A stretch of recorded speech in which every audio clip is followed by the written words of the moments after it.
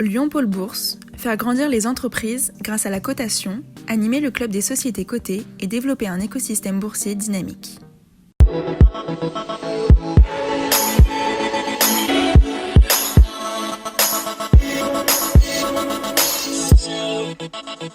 Bonjour et bienvenue dans Bourse et Valeurs pour tout savoir de l'actualité des entreprises régionales cotées sur lyondécideur.com et les réseaux sociaux. À retenir cette semaine, OL Group qui publie les résultats de son premier semestre 2021-2022, clos le 31 décembre dernier. Un semestre marqué par un début de reprise d'activité hors trading de joueurs et un excédent brut d'exploitation qui repasse dans le vert à 14 700 000 euros, même si le résultat net reste dans le rouge de 27 millions.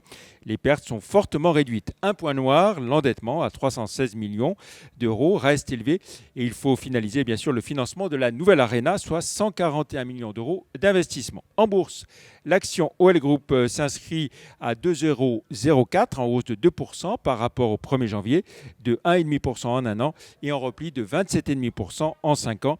L'OL a fêté les 15 ans de son introduction en bourse avec un cours qui a été divisé par 10 depuis son introduction.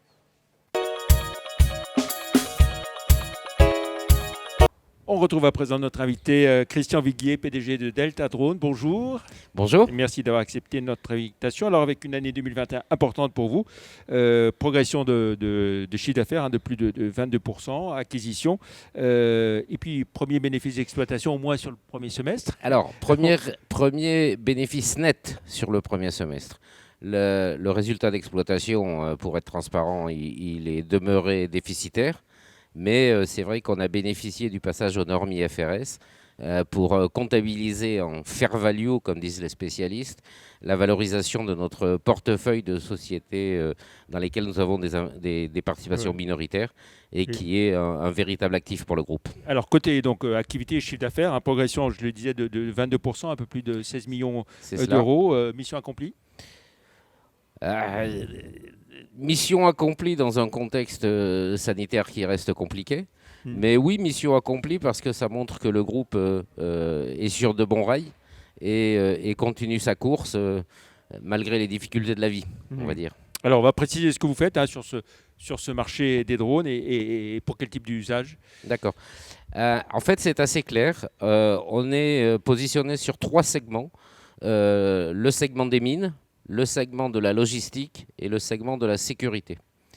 Le segment des mines, c'est un secteur qui concerne essentiellement l'hémisphère sud, c'est-à-dire essentiellement l'Afrique du Sud et l'Australie, qui est opéré par le biais d'une filiale qui est cotée en Australie et qui a connu une très très belle année avec une très forte progression et qui a réalisé une croissance externe stratégiquement importante l'été dernier, puisqu'on a véritablement pris pied en Australie avec l'acquisition d'une société basée à Perth, en Australie occidentale. Deuxième activité. Deuxième activité, c'est l'activité logistique. Oui. Elle est concentrée sur une activité particulière d'inventaire en entrepôt. C'est une activité qu'on développe en partenariat avec le groupe Géodis, filiale de la SNCF. Activité qui a été ralentie par l'effet de la crise sanitaire, mais activité qui démarre très fort en 2022, bien sûr grâce en grande partie à nos partenaires Géodis, mais la demande est extraordinairement forte parce que les entrepôts, la logistique, c'est un marché en pleine explosion et effectivement on en bénéficie à plein. Et puis troisième activité, la sécurité. Troisième activité, la sécurité. Donc là, on part sur un concept de dronifier ce secteur extrêmement traditionnel, qui est un secteur fait essentiellement de ressources humaines, c'est-à-dire d'agents de sécurité. Loin de nous l'idée de supprimer les agents de sécurité au bénéfice de la technologie, mais au contraire de créer des équipes mixtes entre agents de sécurité, donc agents physiques, et puis on pourrait dire cyberagents, c'est-à-dire produits technologiques qui vont les assister dans leur mission. Alors, on peut dire un marché qui explose, a priori c'est un marché en fort développement, tout à fait. Il est certain que la sécurité est un marché en croissance. Il suffit d'ouvrir le journal pour s'en rendre compte. Et puis, c'est un marché qui est en pleine mutation parce qu'il est de plus en plus difficile de recruter des agents. Et donc, de plus en plus, les entreprises réfléchissent à d'autres solutions. Et la solution d'un effet combinatoire entre cyberagents et agents physiques nous paraît être une excellente solution. Du reste, et excusez-moi d'être un peu long, du reste, depuis le début de cette année, on enregistre une multiplication de commandes, essentiellement pour de l'événementiel, où on arrive à proposer des équipes qui sont composées de manière mixte entre systèmes de drones et agents de sécurité. Voilà, et puis alors, un événement qui ne s'est pas produit, une acquisition qui nous avait été annoncée, qui ne s'est pas faite avec Wisho. Qu'est-ce qui s'est passé ? Tout à fait. On a d'excellentes relations avec le groupe Wissur, qui est un groupe de sécurité privée traditionnel. On avait basé cette acquisition sur des valorisations qui malheureusement ont été un petit peu défaillantes, liées à l'évolution du cours de bourse de Delta Drone. Et de fait, les conditions économiques n'étaient pas réunies pour nouer ce lien capitalistique. Pour autant, nous sommes amis et nous développons des activités ensemble. Voilà. Alors, développement en France, mais aussi à l'international. Tout à fait. Sur cette année 2021. Tout à fait. On est aujourd'hui concentré sur 3 continents, on va dire, l'Europe, l'Afrique et l'Océanie, et essentiellement l'Australie. Est-ce que vous êtes gêné par les problèmes d'approvisionnement Oui, bien sûr. Oui, bien sûr. On a des délais d'approvisionnement de certains composants qui sont extrêmement longs. Au-delà d'être longs, ils sont aléatoires. C'est-à-dire qu'un fournisseur va vous annoncer quelques semaines de délai de livraison et puis ensuite, les semaines vont se transformer en mois. Donc oui, on est impacté, incontestablement. Et si on essaye de voir comment se présente l'année 2022 pour vous Ça sera une année de croissance en termes de chiffre d'affaires. Et puis, évidemment, on reste arc-bouté sur l'objectif ultime de dégager un résultat d'exploitation positif. Je pense qu'en tout état de cause, le résultat s'améliorera cette année. Maintenant, voyons à quel rythme on va pouvoir sortir de ces difficultés qui se sont fait jour entre les difficultés d'approvisionnement, les télétravails, et puis le changement de mode de vie de beaucoup de salariés. Vous dites que vous voulez être un acteur de référence dans le domaine de l'univers des drones. Qu'est-ce que cela implique ? Ça implique d'être humble et de continuer à travailler beaucoup. Très bien. Alors, on va jeter un œil à votre parcours en bourse. Vous avez évoqué le niveau de la bourse.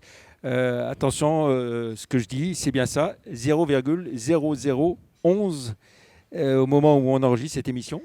Moins 45% depuis le 1er janvier, moins 96% en un an, moins 99% en 5 ans. Qu'est-ce qui se passe Alors, évidemment, les pourcentages deviennent vertigineux dès lors que la valeur absolue est faible. Donc, relativisons les pourcentages de variation. Pour autant, c'est indéniable. Je crois qu'il y a une chape de plomb qui pèse sur le groupe au niveau boursier. C'est le fait que, par nécessité, on a utilisé des financements qui sont dilutifs, c'est incontestable, et ça crée une forme de désespérance pour l'actionnaire individuel, que je comprends. Vous savez, moi j'ai une histoire difficile d'actionnaire à titre personnel, puisque je rappelle quand même qu'en 2014, j'étais simplement investisseur dans Delta Drone, et pour sauver le groupe, j'ai donné l'intégralité de mes actions.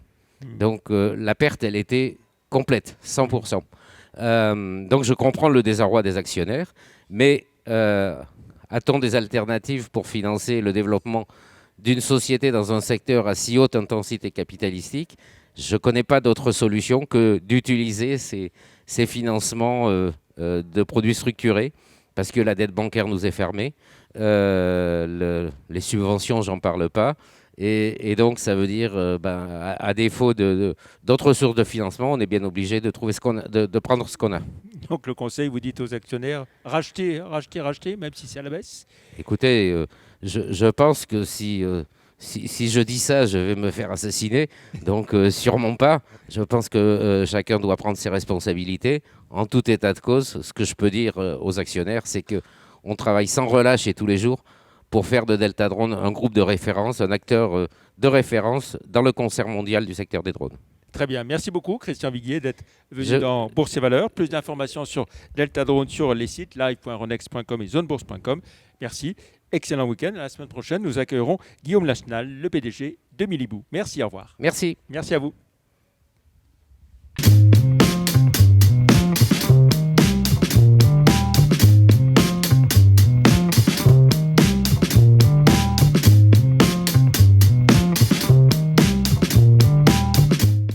Retrouvez les enregistrements et informations de marché sur les sites de Zone Bourse et d'Euronext.